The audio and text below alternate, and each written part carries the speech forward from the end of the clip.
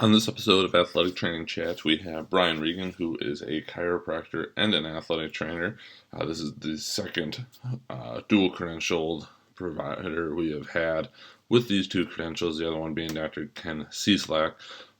This is one, again, I didn't realize is as common as it apparently is, and we talk a little bit about that with Brian. But we really just get into what drove him to chiropractic school after starting out as an athletic trainer and doing a lot of really cool things when he got started here in Wisconsin, but then also what brought him back to being an athletic trainer while still maintaining this chiropractic credential and doing that as part of his practice and how it all comes together. We also get a little bit into some chiropractic stuff, more so out of my own curiosity, but I think it's good to cover because when somebody can see both sides of professions because they're in it, I think that offers a lot of really good insight.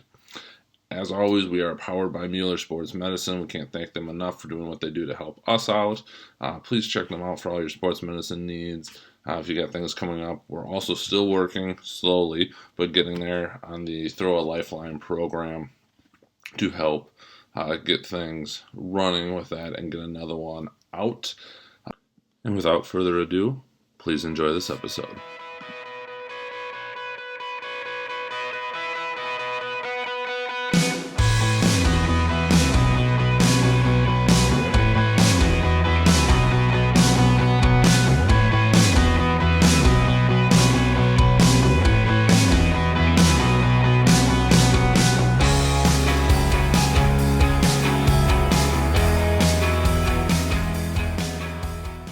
Well, welcome to this episode of Athletic Training Chat. We are on with Brian Regan, which, no, I wasn't saying that. Hope I pronounced that right.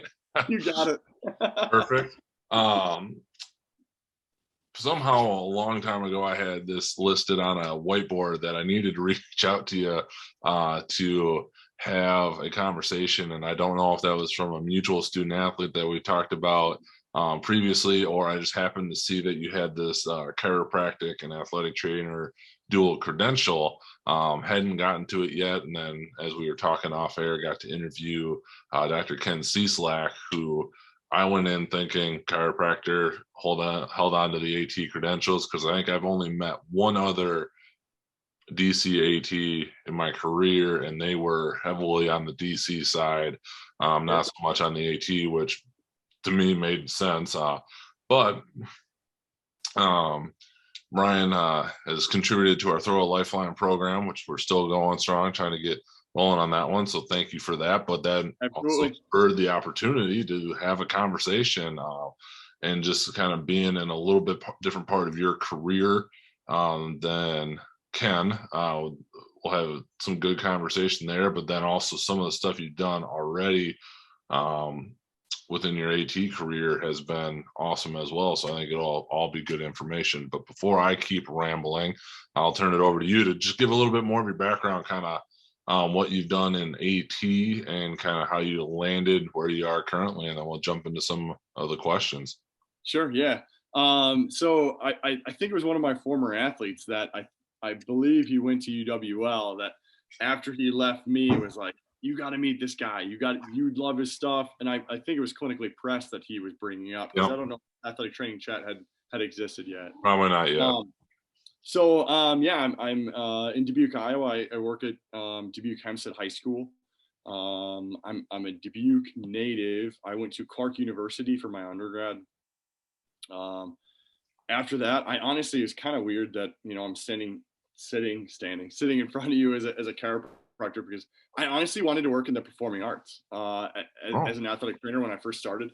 I was really hoping, and then I'm sure I hope somebody from Indiana University who got into that program is listening to this, but I really wanted to get into the Indiana University athletic training program because they had it specifically for the performing arts. And so that fell through. And not to say I wasn't a great student, but I know my GRE was not the best. And so after athletic training school, I ended up, I had a few interviews, and then, just a few offers for GA positions. And I ended up at Eastern Illinois University. And I worked at a high school just as an outreach, Paris Cooperative High School for 1 year. It was kind of a crazy master's program, and it was I think 15 credits and then 6 credits. So it was a 1 year and done. Wow. And I think we were one of the last years allowed to do it because they were sick of having to keep finding athletic trainers for these positions. So Sure. it was super awesome because I was down there. It was quick. It was rough, but it was quick. And then I got hired back home, Southwest Wisconsin. So it was a perfect right place, right time. Wanting to move back home, and there was really like none of the local high schools were hiring, and I don't think any of the colleges were hiring. They might have been, but I wasn't necessarily interested in that setting. And a hospital was hiring to do exactly what I was currently doing, outreach athletic training. They had just gotten a new CEO, and he's still there, and he's still an awesome guy. And they had recruited an orthopedic surgeon, and so they wanted to boost their sports medicine department. And their goal with that, which I thought was awesome, was to expand their athletic training services. And so I went in there and I covered 2 high schools between my one full-time position was split between 2 high schools. And then after the first year, the CEO came in and was like, we need more high schools. Like, so it was me and the PT department head, and we went out and recruited 2 more high schools and hired another athletic trainer. Nice. And in the middle of that, word got out of how our service was and what we were offering and the agreements that we had with our schools. And 2 more schools recruited themselves to our hospital. And so by the time I was there, I would say probably about 2 years in, we had six high schools and 3 athletic trainers. I mean, it was pretty cool. And we were operating under the PT department, which was, fantastic. We all had good relationships. And then, I feel like Dan, the CEO, kind of got an itch, and he's like, we need a sports performance facility. And I had a master's in exercise science, and I had a CSCS, and I'm like, you need to find me one of these CEOs. Wow. Wow. He's such a good dude. He's such a good. He probably will never listen to this podcast, and if he does, I hope I get a text message over it. But yeah, he was awesome, absolutely awesome. He's still there, and he's still doing great things for this hospital. And actually, I mean, total side note, we live in Dubuque, which is 25 miles away. We loved our experience up there, both as an employee. My wife is an employee up there. We actually delivered our 2 children up there. Okay. Because it was so awesome. So we drove. I mean, my wife's going into labor, and I'm like, all right, get in the car, half an hour drive. It was super awesome. The hospital's fantastic. Okay. Everybody in that area is super fortunate to have the resources that they do. So he wanted to put in this sports performance facility, and I'm like, okay. And we designed, implemented, programmed, did the whole thing. And in the middle of it, we had yet another high school that only wanted halftime. They wanted football covered and a little, like, just a few extra things covered, more PRN.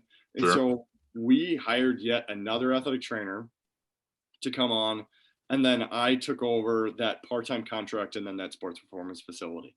So, I mean, it was crazy. It was a crazy 3 years. And just, again, right place, right time, like to get to experience all of that. Yeah. It was absolutely awesome. So then with all of that, being young and being like, I just don't know. I mean, it was a lot, right? I mean, 3 new employees, and they're all my age. 7 contracted high schools, and then this now sports performance facility. I mean, I was working. I'd go into the hospital at 9-10 o'clock in the morning, and I would leave at 9-10 o'clock at night. It was a lot, and it was a little bit, like, wearing on me. I'm like, I can't do this forever. And so I had there were essentially 2 thoughts in my mind for what I wanted to do. I considered PA school, and not just, so there were 3, right? But with my previous background as far as my education, the one was kind of knocked out. So I was fortunate to go to an undergraduate program that had both AT and PT. And so I got to experience some of the things that the PT realm, was able to give or deliver. And I didn't really see that fitting for myself. And I know, like, I see them all the time on Twitter and I see them all the time on social media. There's definitely, guys and girls in the PT world that are doing exactly what I thought I could have been able to do. Sure. But I just, for, that juncture of my time, I was like, I just don't know that would be possible. So I was really between PA and DC. And where I was undergrad, as far as grades, I kind of figured there were a few classes that I knew that I was going to take because I didn't take. And then there was a class or two that I was like, well, to be really competitive, I should probably retake this class. And so I was looking at, taking probably 2 classes in the fall and 2 or 3 classes in the spring to then apply to a program that I don't know that I'm going to get into. Sure. Versus going to chiropractic school and being able to start it and get that year out of the way, which that PA year could have been, or that prep for the PA could have been wasted. Right. So I visited and I talked to them and I kind of explained those differences, and they looked at my transcripts and they were like, yeah, like, you would have no problem. And so, yeah, it was, the middle of February, and I just, in the middle of all of that awesome excitement, expansion and everything, I just was like, I need a change. And so that's what it was. And I had kind of made up my mind that when I went, I was going to step away, or at least I told myself I was going to step away from the athletic training world to really focus on chiropractic, that I was going to be, I'm going to be a chiropractor. I'm not going to be an athletic trainer plus, like, I'm going to be a chiropractor. And so I got down there and I toyed with the idea. And even when I got into the area, I went on some hospital systems and was looking at PRN, do I go cover Friday Night Football? Do I go, do I go try to work out of a clinic and do something? And it wasn't 3 days before I was on campus that I got recruited to cover rugby. So being at chiropractic school, Palmer in the Quad Cities, Palmer Davenport, has a Division I men's and a Division II women's program. And so at the time there wasn't pro rugby. When I was there, there's now pro level rugby. Okay. And the men's team, Division I, was like the highest available rugby, and then the women were just a tier down. Okay. So it was a pretty wild experience. Saw a ton of crazy injuries, a ton of what just happened situations, and it was one of those things that, like, and it still is to the day, I miss the sport. I miss the excitement of the sport. Sure. If you told me, and actually, you know what? I just had a colleague ask me if I wanted to cover a match in Wisconsin. And I fortunately had this scapegoat of, I don't have a Wisconsin license. Mm-hmm. But you couldn't pay me enough to cover rugby. Well, I want to pause that. Everybody's got a number, right? Right. But you couldn't pay me enough money to cover it again. It was fun while it lasted. It was just, and I don't know if you're not, like, rugby culture is super unique. I mean, they will, like, literally smash their faces for 90 minutes. And then they'll go and at least our guys would, they'd go and drink a beer together after. Yeah. So, I mean, they're all, like, still black-eyed, bloody nose, mud all over them. And they're, like, doing, like, chugging beer out of their boots together. I mean, just, like, weird. But I don't know, like, maybe I just gave away too much about the rugby world. But that is my limited experience with rugby, but it all sounds very, very familiar. It was super awesome, but at the same rate, I'm like, oh, it was good to be done. So when I was at chiropractic school, I spent a lot of time studying upper cervical chiropractic. So I wasn't even going to practice like traditional chiropractic. Palmer offers what they call Palmer package, which is a group of techniques. And I wasn't really planning on being even a traditional chiropractor. Like I went from like, I don't want to be an athletic trainer to I don't even want to be a traditional chiropractor to being all the way on this one side. And I learned a ton. I learned a ton about neurology, about the anatomy of the base, atlas axis, the relationship, and how it can be pretty detrimental. And it's fascinating to me, and you've probably seen it. I mean, on Twitter world, chiropractors don't necessarily have the best reputation. And some, that's all perspective, right? And it's, there's always athletic trainers that don't have a good reputation. Right. There's doctors, medical doctors. So, but you get this idea that all chiropractors fall into this. I need to see you for 8 weeks at 3 visits, and I'm like, that's not me. That's not, and that also isn't like, that isn't upper cervical either. And so that was where I kind of gravitated towards that. Cause they really do a great job of, this is what's wrong structurally.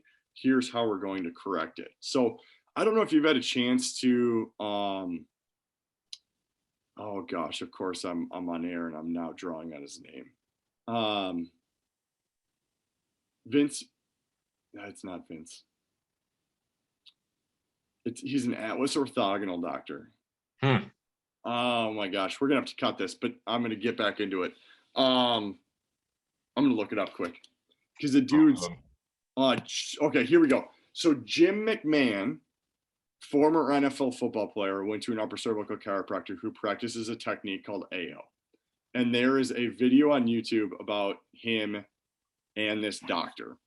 And the results he got were insane. And I wouldn't say insane, but wild. I mean, just this guy was like ready to, potentially end his life because he was in so much pain just from the pressure in his head. And Scott Rosa is his name, Dr. Scott Rosa. Dr. Scott Rosa was able to deliver an adjustment to his atlas. And Jim's response was, and it's right quoted in the video, he's like, it felt like my brain had a toilet flush. Like somebody hit a plunger and it opened up and the fluid drained out of my brain. So I spent a ton of time learning neurology, the relationships of the cerebral spinal fluid in the brain and what it does. And that was super fortunate for me in my current setting because I use that I learned in my concussion protocols. For sure. And so all of that was, although I dove into that and that's not where I ended up, I'm super fortunate that that's the way that I got. And so when I went to graduate, once I did graduate and I went to get my own office open because that's what I wanted to do. I wanted to be an upper cervical chiropractor.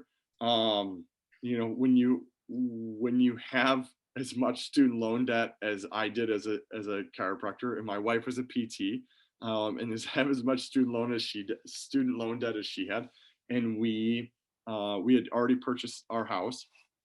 We didn't really have much left, or like, we can't really leverage our house because there's no equity in it. We can't really leverage our only car that we have because there's no equity in it. And so I kind of become creative. So I tried to scale back what I thought I needed for my office as far as loans from banks.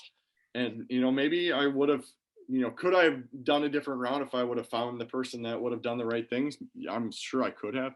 But I instantly was just like, I need a job, and I honestly was ready to like go be a custodian somewhere to make my ends meet, so that specifically second or third shift, so that I could still be a chiropractor and build my patient load in the morning. And it was just one of those like right place, right time.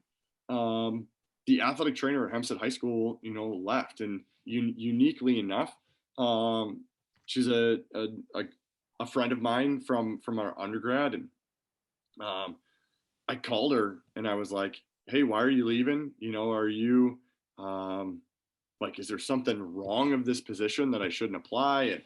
And she was like, "No, like I think it'd be great for you." And I was like, "Okay, I need you to, put a good word in for me." And I had actually I had a really good relationship with the athletic trainer that was there prior to her.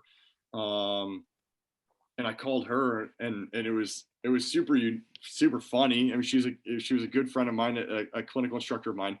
And I had said, I'm like, I can't tell you why I need this job so bad. And then I finally paused. I'm like, okay, I'm going to tell you why I need this job so bad, but you can't tell anybody, because I literally told her before we told our parents that we were expecting our first child. So, and so I called her and I'm like, I don't know who you need to get a hold of, but I need this job. And I knew that she knew the athletic director really well, and she knew a lot of coaches. And so Megan gave me some stipulations. She was like, I'm not going to recommend you if you're not going to be there for at least 3 years. Um, and it was super funny. The first day of fall sports, year 3, she was like, "How's it going? Are you going to stick it out?" I'm like, "Pump the brakes. We're in a good situation." So I did that. So within the week within the week of finding out that the job was available, I had 5 banks turn me down. So my business plan, everyone said the same thing. The business plan's fantastic, but you don't have any assets. I'm like, thank you. I'm well aware of that. So going from, not having, any income to suddenly having this Hempstead gig was super awesome. My first year there was fantastic. So I kind of had in my head that I was going to get my feet wet there before I was going to do anything with my chiropractic degree. Sure. It was good, and I'm glad that I did that. I'm glad that I didn't try to like just jut out and do them both at the same time, because I really think it would have been overwhelming. Hempstead's depending on the class in Iowa, where our large school is 5, depending on some sports it's 4. But I think we are like the 20th largest school in Iowa. Don't quote me on that. But we have about 1,700 students. So I utilize an EHR that allows me to track how many athletes I have rostered. And I have about 700 athletes, which it would be nice some days to have a second athletic trainer in Sure. but I've created the right processes and I've kind of changed how I practice to accommodate that. So it's been absolutely fantastic. So in that first year, I met a bunch of people, and I was actually able to meet a parent of one of my athletes who was a chiropractor. And one of my goals was to not work with. I didn't want to work anywhere where it was, a Regan chiropractic. Like, how do you build your own practice under somebody else's name? And so I was super fortunate to meet another guy and a parent of one of my athletes that it was a no name chiropractic. So it was Fountain Chiropractic, based off of a community business building that was called Fountain Park. And the guy was awesome. It was super hard. I actually just relocated. It was super difficult. He was awesome to me. Excuse me. He was a great mentor. But the new space that I moved into was more sport related. So I moved into the office called Spine and Sport. There's actually, so you talk about a dual credential athletic trainer DC. I share an office with a dual credential athletic trainer DC, and I know I know a handful of them actually, because down at Palmer, I mean, we covered rugby together. There were 3 that were ahead of me. Jeff, Katie, and Josh. And there were, 5 or 6 behind me that I, quote unquote, hired or recruited to to finish behind us. So we're out there, we exist. I think with the Masters transition, there might be a little less, but Dr. Ken, I mean, it was crazy listening to his story because he and I are literally the exact same. He's just 15 years ahead of me. He kind of had the same experience that, when he started out, the insurance got in, and then it was like, if you weren't in, you weren't getting paid. And so he got back into the athletic training world, and that's where he's stuck. So where I'm at, I fell back onto the athletic training stuff, and I love it. I love working with kids. I hope that my kids love working with me. I try to keep it fun, try to keep it fresh. I'm actually gonna shout out to one of my athletes tonight because we were talking about being on this podcast, or I was talking about being on this podcast, and I show up today in these bright blue pants, and my basketball player's like, "What are you doing?" I'm like, "It's Party Pant Wednesday. You didn't get the memo." And so Noah was like, "You better bring up Party Pant Wednesday on this podcast tonight." That's hilarious. Noah, that one's for you. So yeah, within the last year, I mean, to kind of round out for those that listen to Ken's episode, I started teaching some classes at a local university.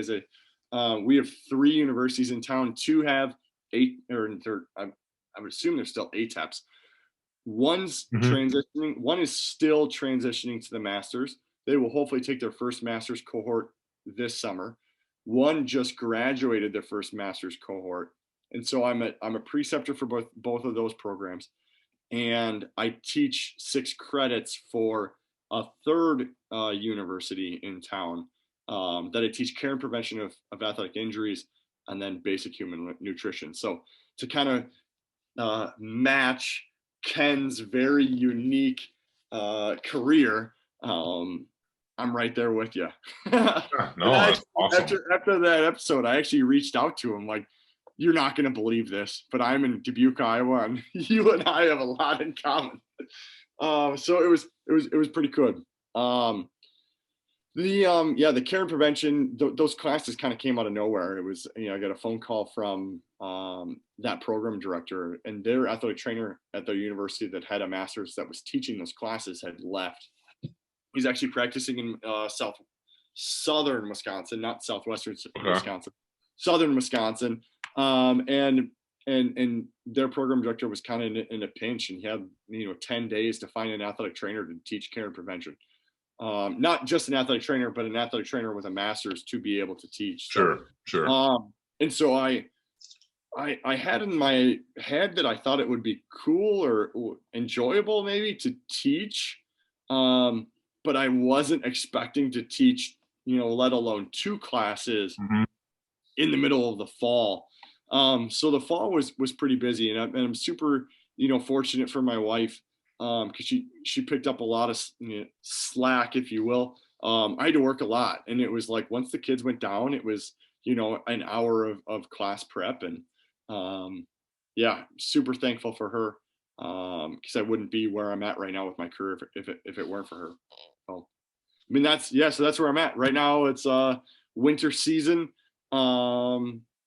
Athletics are in full swing. I have 1 student from each preceptor, and then those 6 credits going. So it's pretty chaotic right now. And then like I said, I just switched offices. So I switched before the academic semester started. So I'm still learning a new electronic health record system, trying to transition my patients over. So it's good. It keeps me fresh, and keeps me busy. Sounds like it. Boy, so you answered a lot of the questions that I had. Yeah, for sure. And that was kind of my goal, but not to necessarily knock you off your. No, that's totally fine, because I came up with a few more along the way. One, with the upper cervical, we'll come back to that in a second. I just wanted to compare it to somebody else, and a different technique that somebody here has locally, but we'll come back to that.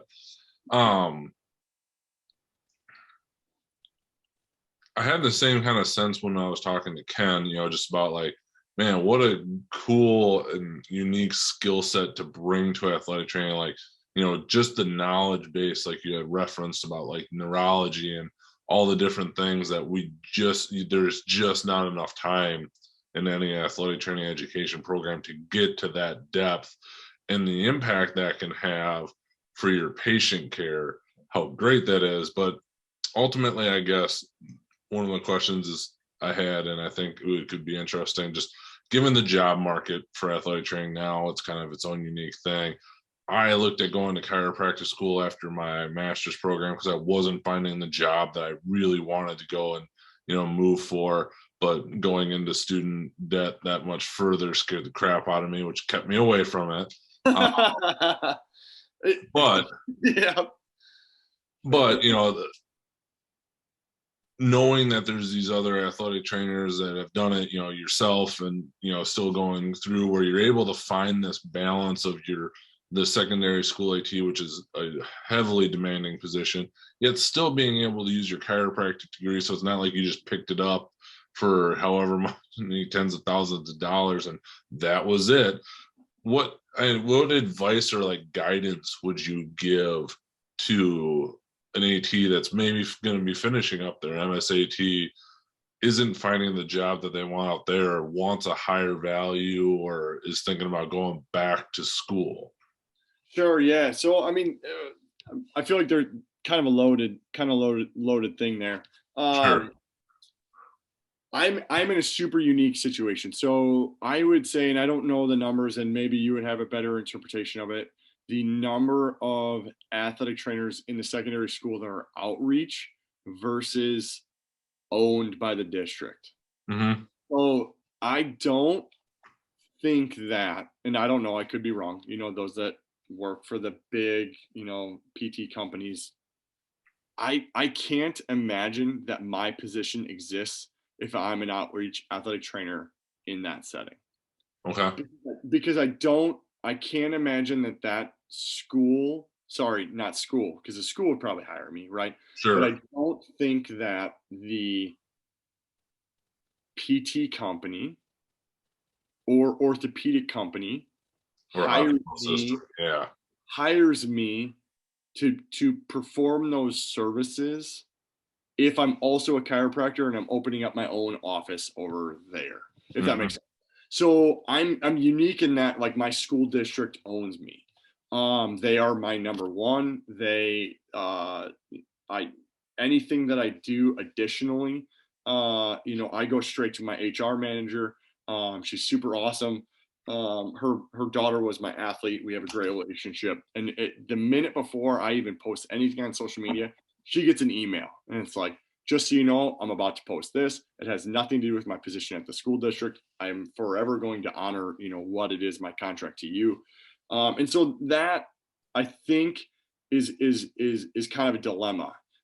Because if you go to, and I don't know, because I don't know the full dynamic of athletic training across the country, but from what I've seen and experienced as an outreach athletic trainer, and knowing friends that are outreach athletic trainers, I don't think my job can my career as it is right now can exist in a situation that I'm not a school district employee. So that's number one. So Sure. going from MAT to something else, to create more value for themselves, that, I mean, super tough position. Going to chiropractic school or PT school or PA school, you have to just sit down as a business person and say, is this, I mean, just like you did, Joel, like, do I want to put myself in debt, and am I going to recoup that money? And I feel like that was something that I may not have fully done before I went, because I was just like, yeah, this is what I want to do. But I think we need to do a better job, and I have some really close PT friends in town. I'm super. I would not to say that I'm super unique, but I refer to PTs all the time, both in my athletic training practice and my chiropractic practice. I don't care. I don't care who you are. I want you to help me and help my student athlete get better. End of story. I mean, that's how I operate. I also am married to a PT, so that kind of also helps nix that, like, well, how are you an athletic trainer and the PT, like, whatever. I don't do that. Like, you want to talk that, it doesn't exist in my life. I can't relate to you. That if talking with my PT friends, the same thing. I mean, PT school's getting expensive. Undergrad's getting expensive. So you have to be able to create the lifestyle that you want to exceed if you're putting yourself in that much debt to get to what you want. So if you're going to finish an MAT program and you feel the need that you need to go on beyond, which is fine and fair, I'm not going to tell you to not. But you better make sure that you're going to maintain the lifestyle that you want to, even with income-based repayment and everything else, as far as, refinancing your student loans, you need to make sure that you're going to be able to afford the lifestyle that you want to get. So don't just put yourself in debt for another degree, unless it's going to get you where you want to be. No, I think that's great advice, and just again, something to consider for people that are at different stages in their career. And for sure. And actually, I just to continue on that, she graduated last year. She took a bunch of community college classes. She took a bunch of AP classes. So she is a freshman this year. She will be able to enter the MAT. I don't know if it's next year or at her junior year. So she'll graduate her 4-year, I believe, her 4-year, maybe, I would assume 4, with her MAT. And she, just emailed me again today and was like, I love the idea of being a dual credential ATPT. And I'm like, little do you know that there is thousands of them out there because of how it used to be. Right. But she is thinking, well, I'm going to have a master's of athletic trainer and I'm going to be a doctor of physical therapy. And I'm like, well, yeah, you're going to be unique, right? You're going to have a super awesome skill set. And I graduated. So with being in that program that had dual credential, I graduated. My graduating class had 11. 4 of us didn't go into that PT program. So 7 of our 11 are dual credentials. So I have them, I have tons of dual credential colleagues, AT, PT, sure. that the few DC, AT that I interact with. So. No, I think that's good. The chiropractic question I had, so I only remember this because I got lambasted by this person. They were talking about NUCA. Yeah. Is that? Let's talk about it. Yeah, I'm just curious, because again, for whatever reason, at least in our area, it seems like there's either a bar, a church, or a chiropractic office on every other corner. Yeah. For whatever reason, I don't know how we have so many in an area. You can't drop kick a football in my city without in a chiropractic office. Like it's 100,000 city, with. yet all of these chiropractors seem to be doing phenomenally, which is great, and I'm happy for them. Plus, we have 2 major health systems, and trust me, we're busy in sports medicine as well. So apparently, but anyway, this was the first time I had come across this upper cervical, and so I was just asking out of sheer curiosity, based on what you're studying, are they similar, are they very different? So just again, more curiosity than anything. Sure. So NUCA is what I studied. Okay. So it stands for the National Upper Cervical Chiropractic Association, and they so there's a handful. Let's say there's a dozen upper cervical techniques. And when you look at just the general chiropractic techniques, one of our professors who is a chiropractic historian, or he's a part of the board of the chiropractic history, I can't remember his appropriate title, but he had said that there right now, this is when I was in school in 2018, there were 205 active techniques, and active techniques meant that they met certain requirements. And one of the requirements is that they had an annual conference. So Okay. I mean, to put together an annual conference, there's a lot of commitment there. So I mean, there's a handful, if not 4 times that, of techniques that exist that might not meet their their criteria of Sure. being within that 205. So NUCA is awesome. There are tremendous NUCA chiropractors out there, and so I was studying NUCA. I met the guys up in Rochester. I'm going to name drop. Callan Stittleberg is in Rochester, Minnesota, Okay. and he was one of my rugby players, and he kept talking about it. You got to learn NUCA. You got to learn NUCA, and everyone always just would make fun of him, right? They're like, "Oh, he's the crazy guy on the corner talking about like how a C1 adjustment can fix anything." Sure. So I say to him, I'm like, "All right, man, I'll do it. Like, I want to learn about it because I want to be a chiropractor that's going to be open and willing to refer to people if I find that service is worthwhile." So prior to me getting under care with him, I dropped a PR power clean. I didn't get my left hand racked. It bounced off my shoulder. My hand went out. My elbow hit my knee, and the bar was on my fingers and took it down into my hip, and my fingers went numb. I was sitting there. Another chiropractic student looked at me, and she was like, "Are you okay?" And I'm like, "Don't." I'm like, A, super embarrassed, right? Like, shouldn't have dropped that, but B, I mean, everything went wrong, right? I mean, that's the world of athletics. Like, Mm-hmm. you're in a situation that you might be as prepared as you think you are, and still something can go wrong. So my hand is like legitimately all 5 fingers numb for 4 or 5 minutes, and then it starts to come back. So 3 weeks later, I get under care with Callan, and there was another student in there with me. Oh gosh, I'm picturing her. I hopefully I'll continue this story and her name will come back to me. But so within upper cervical, they take X-rays, and when you think about X-rays, there's positional distortion and other things that come into play that that they're able to eliminate based off of how our posture is. So NUCA, for example, uses a charted line like picture behind you. So if you're sitting there and you're like, yeah, I feel good.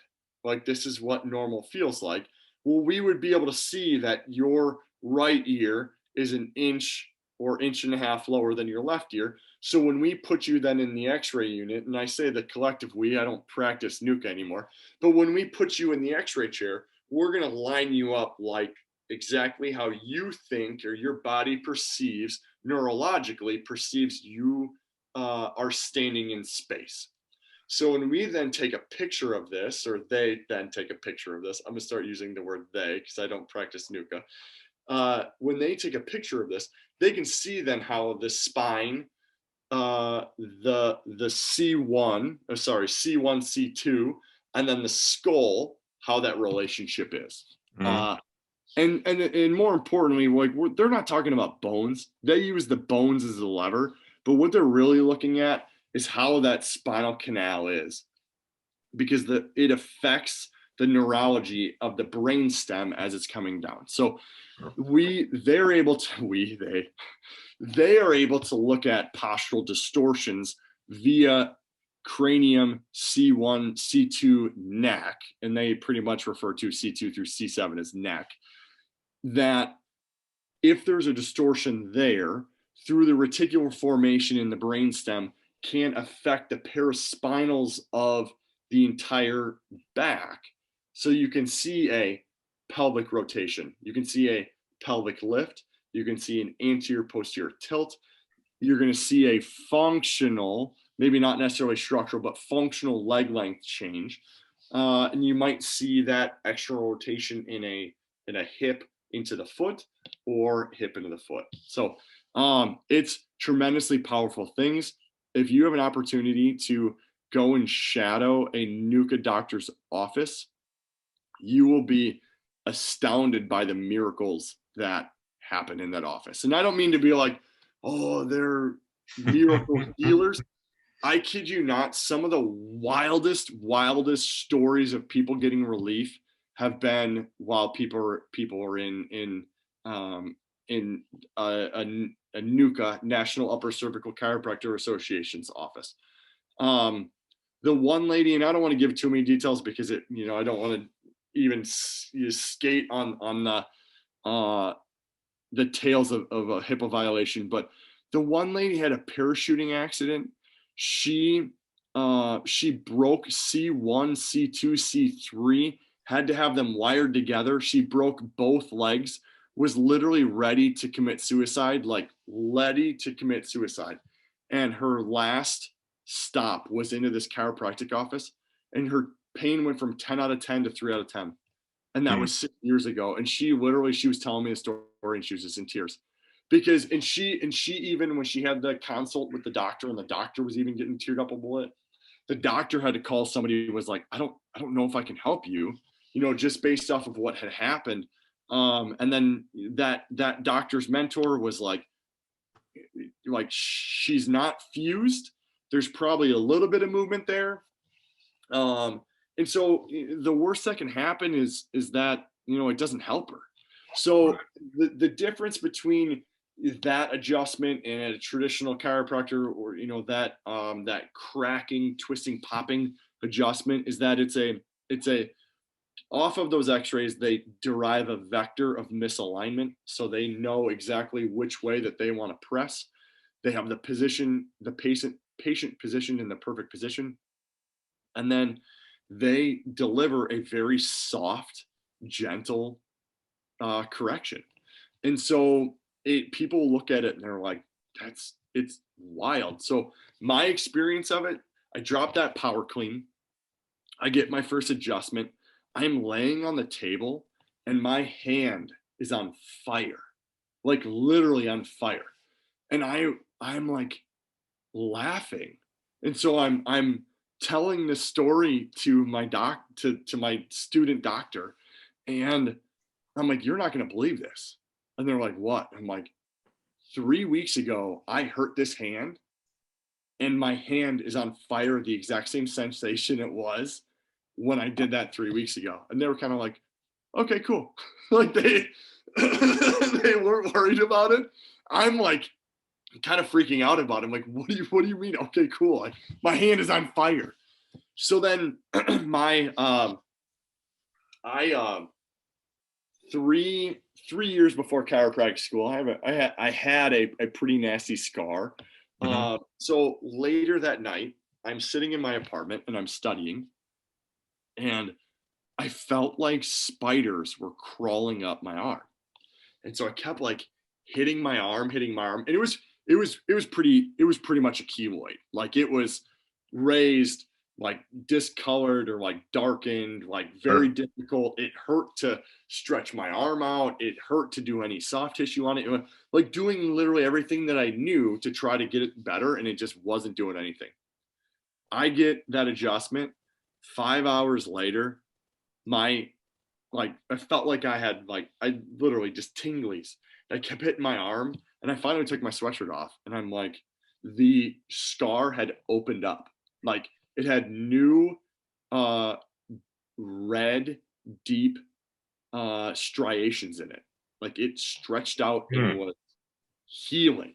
I mean, so right there, I was like, I need to know more. I need to know more. Like, it was wild to me. I couldn't believe it. And so that was when I was like, this is what I'm gonna do. Like, this is what I want to do. And I kind of ventured out. I looked at AO, that Atlas Orthogonal, talking about Dr. Scott Rosa. And actually, rest in peace, the guy that invented it, he just passed this past week. I want to say he was 93 years old. And the last I heard, he was still in practice, because he loved caring for people, and people drove to Atlanta to go to his office and to get care from him. It was A pretty unique experience. I met him, I want to say in 2017, at the annual Atlas Orthogonal conference. And he was still at that time, I want to say he was probably late 80s, and he was still treating patients. So yeah, I mean, upper cervical is tremendously powerful. And it's one of those things that, like, I have an Atlas Orthogonal doctor in town.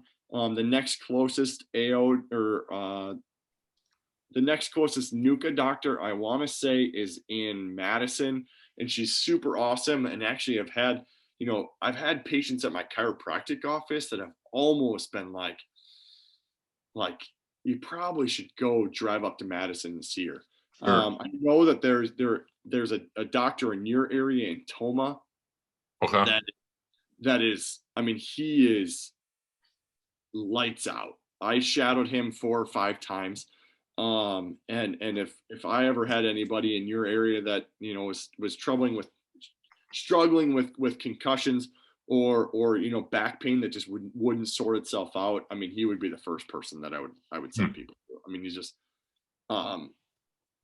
just absolute guru in his trade, and is fantastic.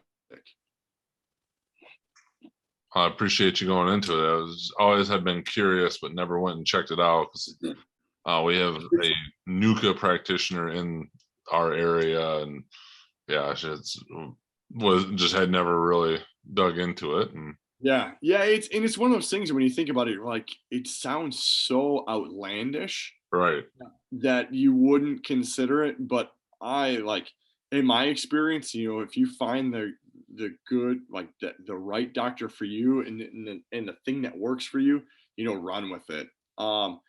Their treatment protocols just a little bit different than what I would say is, traditional, right? In that they would, see their patient for their initial visit, and then they will, follow up. But typically those follow-ups get further and further and further. sure, Which is super awesome. I don't see my patients for 3 times a week for 16 weeks. And I don't see that those doctors do that either. And I don't know if I necessarily model what they do onto how I operate or what, but yeah, just the utmost respect for that community. Because they are tremendous, and for the right reason, there's no reason why you're not going to them. awesome. Well, thank you for the information there. The first time I've actually been able to talk about it for like 3 years, because I don't practice. Anything else that we haven't covered around being a DC AT that you'd like to, before we jump into the clinic or the athletic training chat questions? No, I don't think so. I think maybe the one thing that I'm a little bit disheartened about, and I take it with a grain of salt because I just assume I'm not in that party, but I feel like the athletic training world in general, a little bit of, I wouldn't say not necessarily disrespect, but lack of respect for what chiropractors are capable of. And so within going through the questions that you had prepared for the podcast, one of the things that I wanted to share was for athletic trainers to get out and actually know their chiropractor. Mm-hmm. So instead of actually turning around and going to Twitter and complaining about, this chiropractor wants to see my athlete for 12 visits and they said that they can't do X, Y, and Z, go meet them. That chiropractor might not know that you're even in that athlete's life, and let alone know what you're capable of.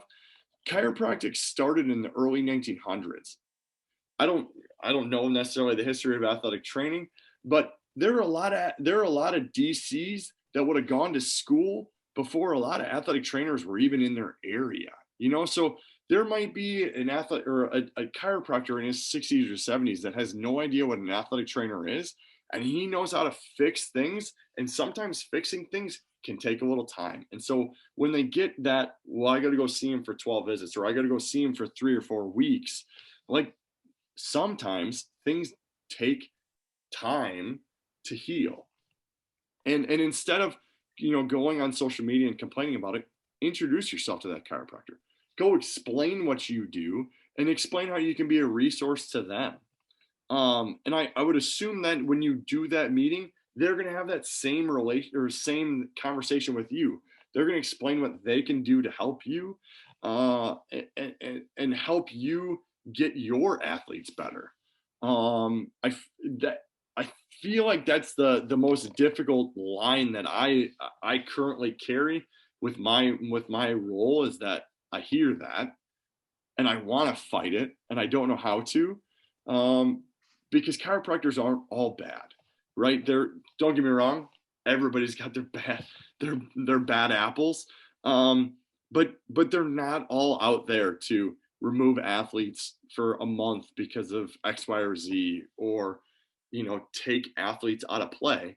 That's just how they treat, and I don't think it's any different than a PT company that says, well, we got prior authorization for 16 visits, so we're going to use every single visit. So if that means we're going to burn those 16 visits in 30 days, or are we going to spread those 16 visits out over 6 months and make sure that you actually get back to your sport? Those are two both bad apples of the PT and chiropractic world, but there's tons of great chiropractors and there's tons of great PTs out there. And if you're not building the relationships, you're doing yourself a disservice and you're doing your athlete a disservice.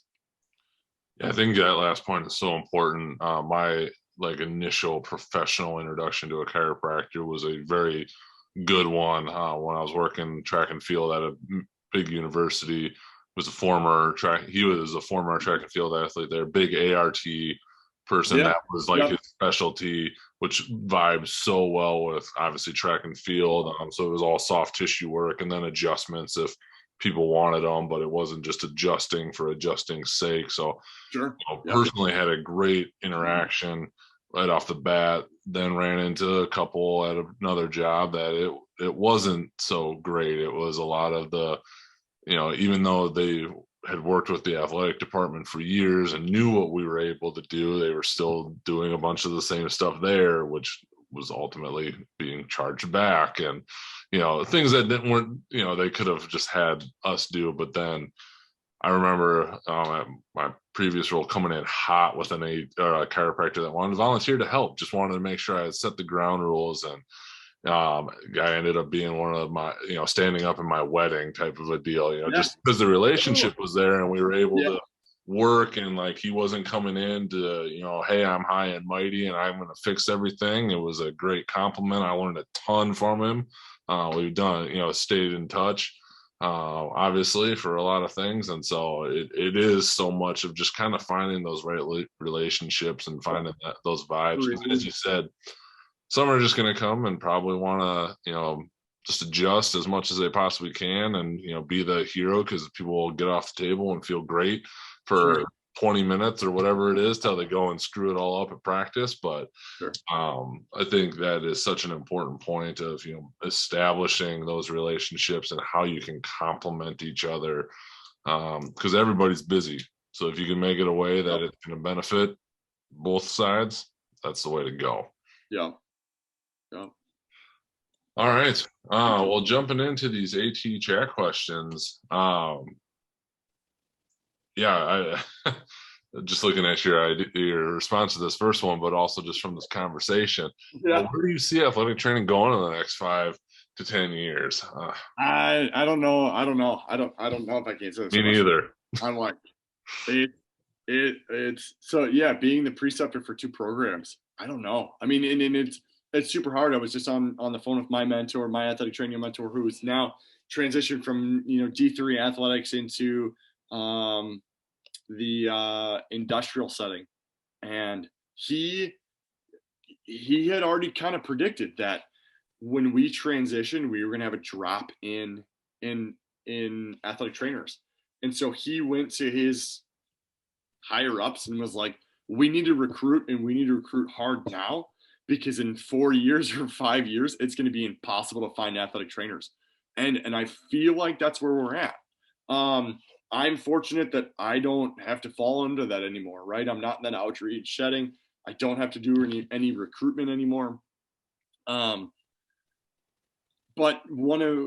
I got to meet him, and I over this last year, because our teams got to play each other, and we've interacted a little bit on social media. The Iowa Athletic Training Society president, Jason Veal, he's an outreach athletic trainer, and so he had said that they have multiple positions available that haven't been filled, and they're struggling to fill them. And then when you look at in the state of Iowa, and I don't know numbers exactly, but let's just say half of the programs didn't transition, which I think that's relatively accurate.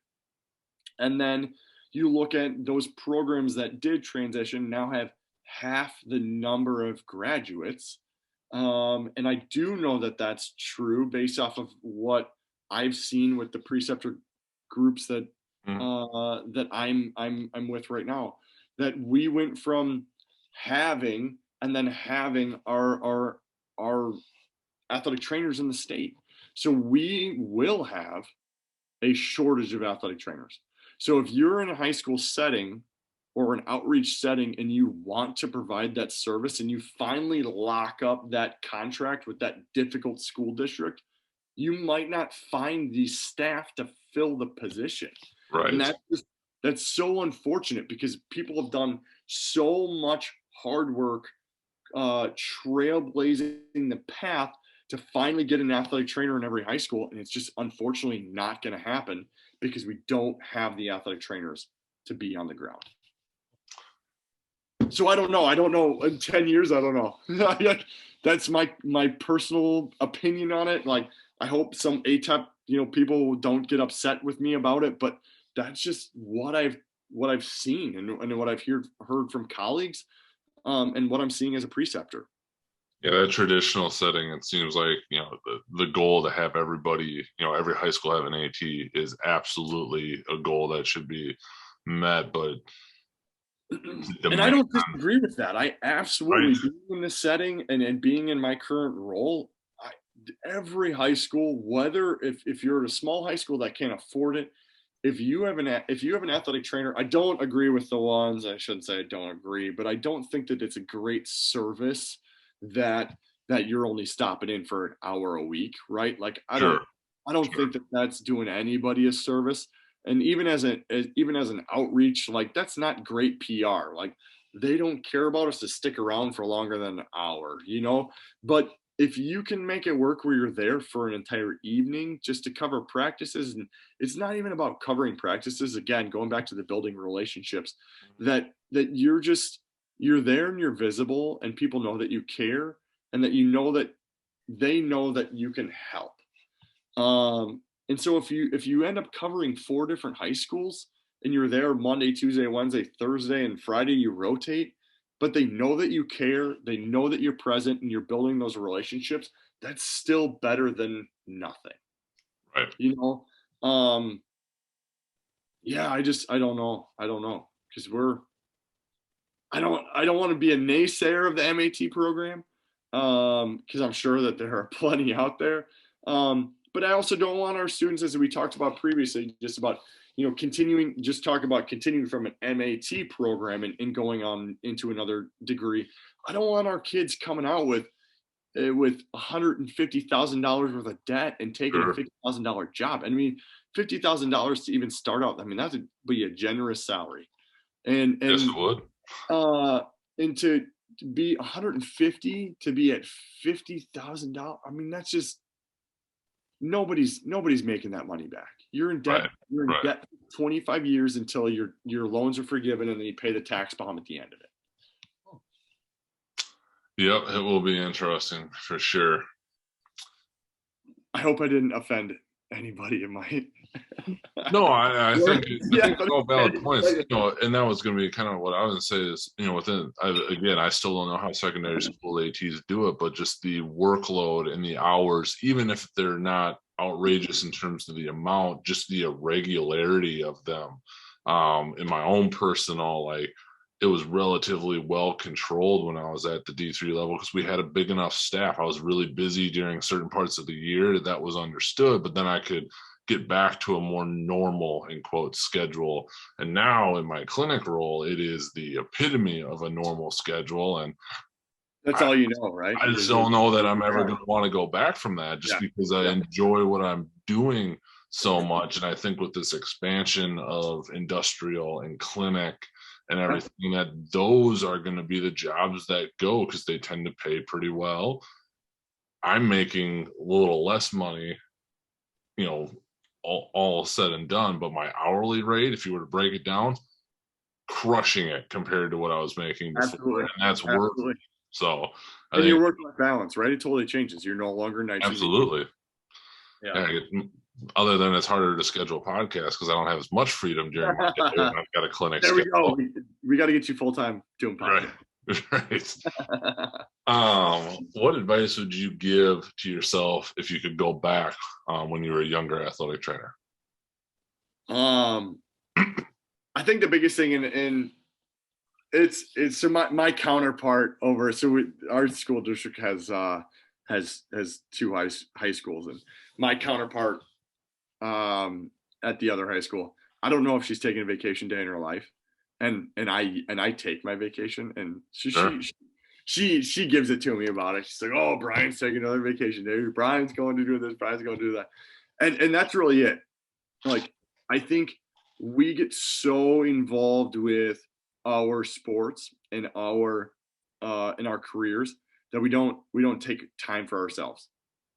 Um, my after I finished chiropractic school, my wife and I really agreed on that we did not spend as much time and money on our careers to not have fun, to not go see our friends, to not take time for ourselves. So when I first started out, I was exactly what I just talked about. Like, I was like, go, go, go. And you all heard what I was able to accomplish, and I don't want to claim all of that success because it was largely not me. It was because of the situation that I was in. But if you don't take time for yourself, and I hope that they are, especially with with COVID and how everything happened, that, like, you have to take care of yourself. If you're not taking care of yourself, nobody else is. Sure. And if taking a vacation or taking a vacation day or even taking a Monday off to actually use your vacation and have some time for yourself, or to get caught up on cleaning the house, or caught up in taking care of errands, like, super, super powerful. And I never did that. And I mean, I didn't think anything of it. And I wish I would have, taken a little more time to travel. Not anything crazy, but just to go see friends. Like, I'm going to take a Monday off because I worked Friday and I'm driving to Chicago to hang out with a friend, so that I'm not coming back Monday and frantically trying to get back into the swing of things. Like, take Monday to recoup. I enjoyed my weekend. Like, take Monday to, get a good workout in, make sure that I'm ready for my week, and then go about my week as it is. Um, I That's the biggest one, and everybody's in very unique situations, right? Like, financially, and PTO, if you even get it, and vacation time and all that. And you might work for an institution that says that you're not able to take time off during the season, and that might be fine. But the minute you're done, turn off your phone. Do not be available, and go on a road trip. Like, take that time for yourself, to get away from athletic training, because you can't love something and be by it all the time. Like, you have to get away to miss it a little bit, to be like, yeah, that's what I want to do. And if you're so ingrained in athletic training and in working for your teams and working for your institution that you don't take time for yourself, you're going to be broken. And then, it happens all the time, right? We have athletic trainers that don't make it. And by don't make it, they just leave. They leave completely. Yep. And unfortunately, some of those talk super bad about our profession because they weren't able to balance work life. Well said. What has been the most influential resource you have found in your career? I kind of hinted toward it already. Having mentors. So during undergrad, I had a mentor, and he might be mad that I'm gonna name drop him, but Andy Occasion. He was at the University of Dubuque while I was he was my preceptor while I was a student. He had just finished a GA position at Syracuse. So he worked with Tim Neal before Tim Neal had retired. And those that are listening, I mean, if you don't know, Tim Neal was a pillar of athletic training from what I heard, at least through Andy. And he was brutal on me. I mean, absolutely brutal. He depending on the way you looked at it, it was I wouldn't say it was like borderline abusive, because that's not appropriate. But there were days that I was like, dude, I'm gonna swing at you. Like, you say one more thing about me, I'm gonna swing at you. And it was rough. I, as a senior, failed that rotation. And it's super fun. It's super funny to me, because I tell students that and they're like, you failed a rotation, right? And it super funny. The entire clinical rubrics were rewrote off of that situation. So, and Andy wasn't wrong, and I really don't. Like, based off of what what the institution had available and how I was performing, I failed, and it had nothing to do with, because clinical preceptors fell into this. You were a sophomore, so you got graded this. You were a junior, you got graded this. You were senior. And he looked at it and he was like, no, he's really like right here, which is below average. And I was above average in a few things, but the majority of things I was below average. And if it weren't for that kick in the butt, I don't know if I'd be doing what I'm doing right now. So right after that, I had realized what he had done for me, right? It was super funny. Like, he's like, yeah, you got a 40% on your clinical experience. And I turn around like a beat puppy. And I'm like, what else can I do? And I literally it was, what can I do to get better? And so he and his wife, Sarah, were tremendously influential in my career.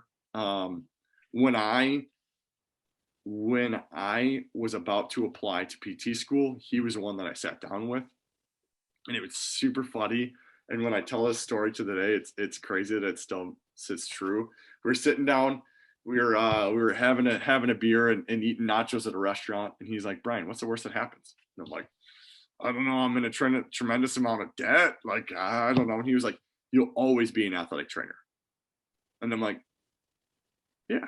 And this is when I sat down for this, it wasn't immediately after my experience with him. It was after I had already done well in the athletic training world. And he was like, you will always be an athletic trainer. I'm like, yeah, okay. Whatever. That's not my goal, right? Or at least that wasn't my goal. And he was exactly right. I mean, I'm literally sitting here right now telling you about how awesome it is that I'm a high school athletic trainer. And then in the same rate, when I was at chiropractic school, my mentor there was a dual credential athletic trainer chiropractor, Dr. Rainier Pavlicek, and he was from out west. He went to, I believe, Washington University, and he covered some high school stuff before he ended up in Palmer and Davenport. And for him, I think for him in my life was more of a, like, just hear me out. Like, I needed someone that I could resonate or that I could relate to in an unknown world, because as an athletic trainer at chiropractic school, and I don't want to say that I'm above any chiropractor, like, I'm a chiropractor, but when I was there, it was very difficult to relate to their clinical experiences versus mine. And going through the chiropractic curriculum was extremely difficult to me, because I was allowed to practice outside as I currently was. But the Sure. minute I was there, I was not allowed to do anything, and it was extremely frustrating. Hmm.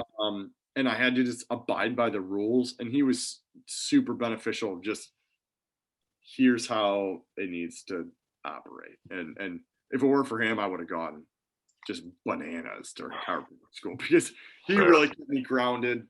And it was a super awesome relationship. So get a mentor. If you don't have a mentor, find one. Don't force it. Find somebody that you have a good relationship with. Be genuine with them. Um, yeah, that would be my. I wouldn't be anywhere without those two guys. Perfect. As an AT in your role, how do you take care of yourself? I think it's all about balance, and I feel like I've already kind of touched on this. I'm a father of two. My wife has her own professional career, and it's really just about that. I mean, just balance, work-life balance between both of us. We both have to manage. Excuse me. We both have to manage doing, continue that on the weekends. We both have to manage our kids' lives. Um, and that for me, I think is the easiest thing. So we've kind of transitioned. I don't, I clearly don't get I don't get that hour and a half workout that I used to get when I was single. I might be riding, 10, 15 pounds heavier than I want to be. My squat is probably 100 pounds less than I want it to be. But just trying to maintain that, like stay healthy, stay mentally healthy, create good relationships when you're in your work site so that it's not stressful. Athletic training is stressful. Like working in athletics, it's stressful. But you can eliminate stress by creating relationships so that people trust you. Um, I wasn't super familiar with wrestling when I went to Hempstead, and their program's strong. And to be honest, it was a little intimidating to be a part of their program. And like they're all fantastic guys. And it wasn't until I really got to know them that it was, and maybe a little bit of them feeling me out. But we have a super awesome relationship. I'm like totally rocking, Yeah, DH wrestling right now. Um, it's all about making sure that people know who you are and how you operate, and having that respect. And if you don't have that respect with what you're doing, you're going to create more stress, and then that stress then transitions to you can't get away from stress in the work life, because the minute you go home you can't unwind, because you're going to return to that to the next day. So that's number one. Number two is just that work life balance with my wife. We do a tremendous job of balancing, our kids' lives, making sure that we're still being good parents, while still maintaining our own careers. absolutely. If you could change or eliminate one thing, it could be a modality, a common practice, a mindset, or whatever you choose in the field of athletic training. What would it be? Oh, is this where people get all fired up, right? Like am I gonna Some people will come out with some different things. Some of them are very tame. It varies. There's been I some think modality ones that are good, and then there's been a lot yeah, more bigger picture ones that have been good. yeah, I don't modalities. I don't get excited about modalities. Like if you want to be slinging e-stim on everybody, great. If you want to be slapping, if you want to be slapping an ice bag on everything, I got no problem with it. I'm like hashtag no ice camp. I mean, I'm there.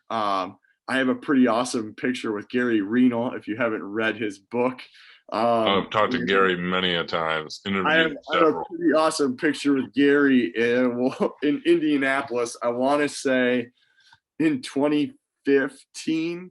And it was wild. I want to kind of just talk about that story for just a second.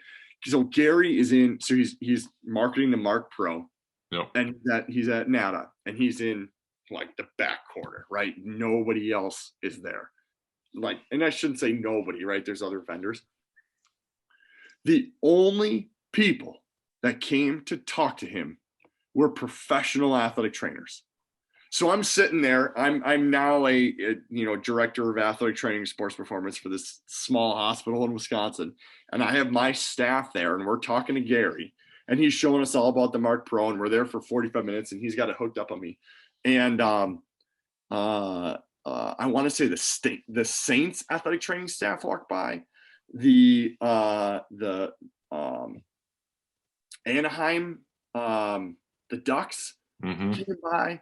And then, oh gosh, I apologize for dropping his name. I don't know if he listens to the podcast or not. The head athletic trainer for the Minnesota Vikings. Oh, okay. Yeah. He walks by, and I follow him on Twitter, and he always does Donut Club, and I love Donut Club. I do Saturday morning, or I did try to do Saturday morning Donut Clubs in my and he walks by, and I'm like, I literally say to my staff, I'm like, do you not see who's coming and talking to him? And like, nobody else cares about this guy except for the pros. Why do the pros care about this guy? Because he knows what he's talking about, and he was super well respected. That whole thing was super crazy. So like, yeah, if you want to eliminate Ace, whatever, I don't care.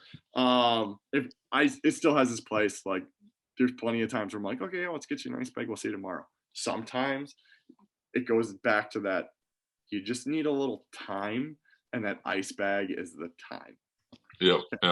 But I think maybe I don't want to reiterate or totally go back over the topic, but if there were one thing that I could eliminate, it would be that, like, that stigma of assumption that all chiropractors are bad, or that all PTs are bad, or that if somebody goes to a massage therapist and they don't go to you, that they're bad.